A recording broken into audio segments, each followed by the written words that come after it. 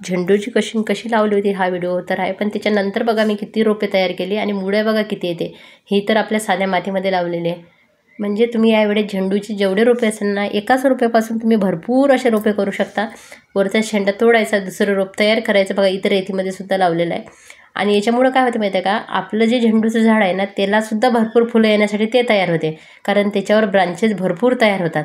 आणि मी जिथं जागा मिळाली तिथं लावते. बघा आता हे जे झेंडूचं रोप आहे ना, जेव्हा असं मोठं होते तेव्हा मी याचा शेंडा तोडला बघा. आणि शेंडा तोडल्यामुळे साईडने 2 आले.